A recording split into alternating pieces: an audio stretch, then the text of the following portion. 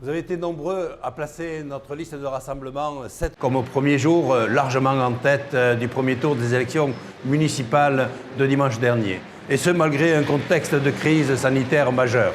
Par ce geste, vous avez témoigné votre confiance envers le bilan de nos mandats précédents et votre adhésion au projet de ville que nous vous avons présenté pour 2020-2026.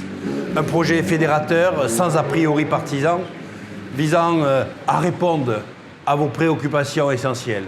Je vous en remercie du plus profond du cœur.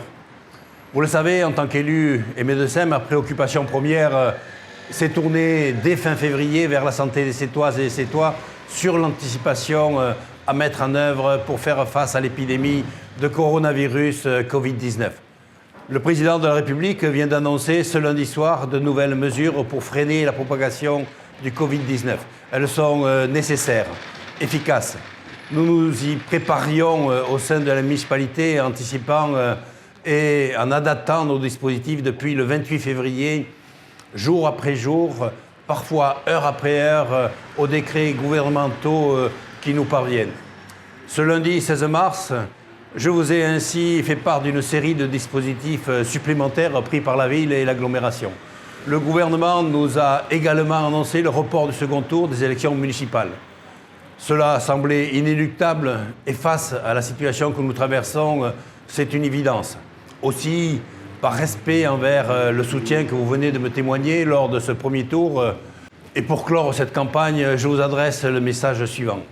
Si ce second tour avait été maintenu ce 22 mars, je vous aurais invité à amplifier votre mobilisation du premier tour autour de la liste que je mène.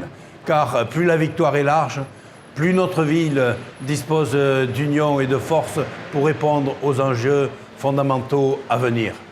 Ces enjeux, elle ne les relèvera pas en repartant vers un passé dont elle a su se défaire, autant calamiteux où l'alliance des partis de gauche et d'extrême gauche avait conduit CET dans une situation financière catastrophique au bord de la tutelle préfectorale, situation que nous avons redressée grâce à de longues années de travail acharné.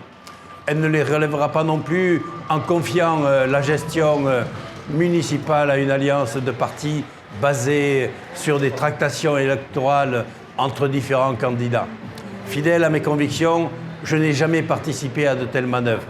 C'est donc la même équipe expérimentée, motivée et unie qui vous aurait été proposée au vote de ce dimanche 22 mars. C'est cette même équipe qui sera enregistrée aujourd'hui même, conformément à la législation, à la préfecture de l'Hérault. C'est cette même équipe qui se présentera à vous à la date du report du second tour, probablement le 21 juin. Cela nous sera bientôt confirmé. Pour ma part, j'ai toujours placé l'intérêt général des Sétois au-dessus des positions partisanes. La protection du Lido a ainsi mobilisé tous les acteurs institutionnels, communautés d'agglomération, départements, régions, États, Europe. Il en a été de même avec l'action Cœur de Ville, le contrat de transition écologique, la rénovation urbaine de l'île d'Otto ou encore au sein de la communauté d'agglomération que je préside depuis 6 ans, où le bureau des maires rassemble toutes les sensibilités politiques. Tous les projets, tous les budgets y ont été votés à l'unanimité. Ces quelques exemples témoignent de la volonté de dialogue et d'ouverture qui a toujours inspiré mon action municipale.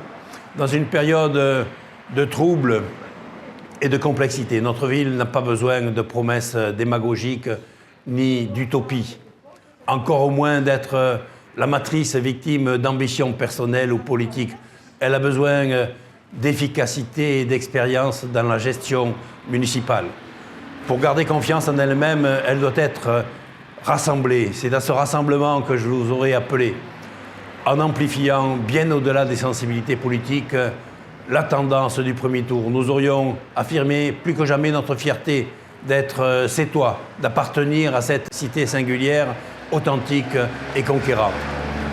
Ce rassemblement, il sera d'autant plus nécessaire, plus fort, quand cette crise sanitaire prendra fin, car ses conséquences seront multiples et il faudra y faire face avec expérience, responsabilité, réactivité, sérénité et solidarité.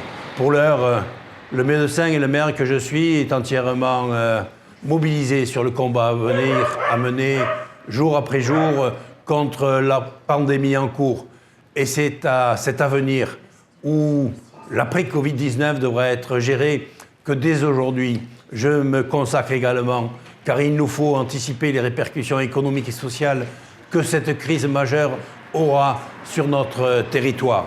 Aujourd'hui, c'est à vous toutes et tous que je pense, à la fin de ce printemps dont les prémices sont difficiles pour chacun d'entre vous, mais que nous allons traverser solidaires, vigilants mais sereins.